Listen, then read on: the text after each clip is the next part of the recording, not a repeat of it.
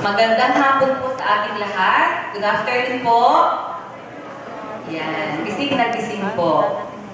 So akala ko kasi mauuna introduction of guests kasi medyo madami tayong guests ngayon. Although,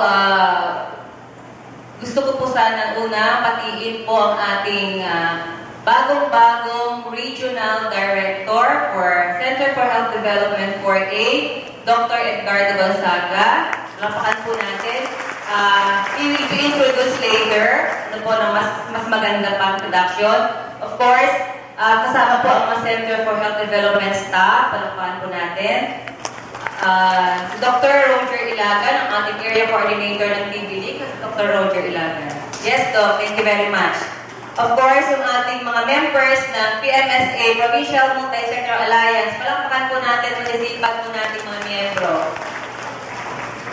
Dr. Dolores Castillo, kararating lang po, Chief of Park. Doktor. Ay, Doctor, good afternoon po. Dr. Castillo po, Chief of Park ng TB-Link. Welcome po, Doktor, sa Batangas. Si Dr. Margarito Hernandez, Head ng Private Hospital Association. Lagi natin nakakasama po sa lahat po ng pagpapatawag po natin. Ang ating malapit nang mag-retire, Dr. Linda Reduliang, ating Provincial Health Team Leader Staff. Maraming salamat, Doktora, sa malaking tulong mo sa ating health programs. Of course, ang ating mga Chief of Hospitals, palakpakan po natin ating magiging nagagandahan mga chiefs. Yan. Siyempre kasama niya ang aking ex. Kasama si Mayor Di Mayuga. Of course, ang ating mga local chief executives, nandito po, unang dumating si Mayor Antonio Di Mayuga ng San Pascual. Thank you very much, Mayor. Mayor Rodolfo Manalo ng San Juan. Yan po. Alam, si Mayor, awarded si Mayor, kaya dapat nandito siya. Of course, lahat po ng ating rural health unit, mga municipal health officers, mga nurses, at saka mga microscopists, welcome po. And, syempre, hindi ba tawaran ang ating mga masipag na Provincial Health Office staff. Kung meron pang hindi ma-acknowledge, mamaya naman po ibang mag-acknowledge ko po sa atin. Ano po. So, I'm Mayor Fiona po ng Lubog. Magandang hapon po. Okay, so, for 3 years now po, ang Provincial Health Office ng province po, nag-celebrate po tayo ng tinatawag po natin World TB Day. Ano po? This year, ang team po natin, No TB in My Lifetime. Pero sa t-shirt po namin, kikita ko, Stop TB in My Lifetime. Doon sa wall, nagka-picture na ho ba kayo? I want 0 death TB deaths in Batangas. I want Batangas free of TB. So kung kahit na alam pong lifetime ng TB, importante po sa atin, gawin po natin na ang Batangas ay maging TB-free province. Ano po?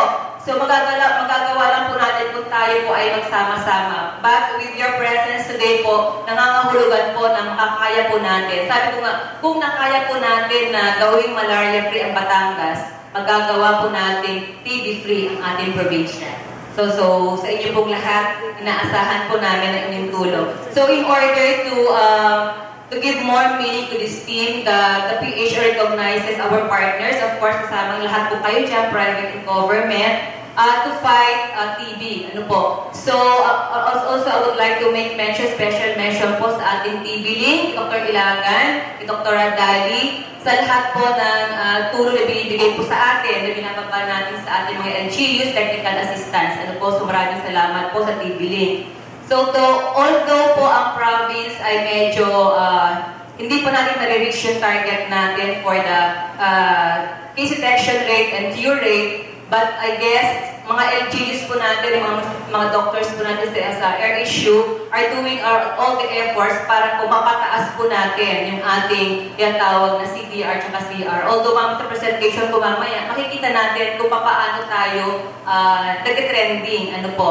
So, this afternoon po, this day po, in our own little way, kaya sinabay na po natin sa World TB Day celebration, ang pagbibigay po natin ng recognition doon po sa mga deserving LGUs and LCEs, doon po para ma-recognize naman po yung achievements na nagagawa nila in terms of the TB programs. Ano po. So, again, ang governor po ay nandyan. Ano po kasi, this day po kasi marami tayong activity. Nandyan din po ating DSW Secretary, sa Dinky Soliman po. So, later siguro the afternoon po ay narating naman po ang ating mahal ng governor dahil talagang gustong-gusto po niyang makita po kayo at personal pasalamatan po niya dahil nakikita po niya na ang TV program po sa province po natin ay gumaganda po. So, again, sa inyo pong lahat, maraming salamat po and sana po taon-taon po ay lagi tayo sa bulwagan ito makikita-kita para again sabi ko nga ma-recognize po yung lahat po ng efforts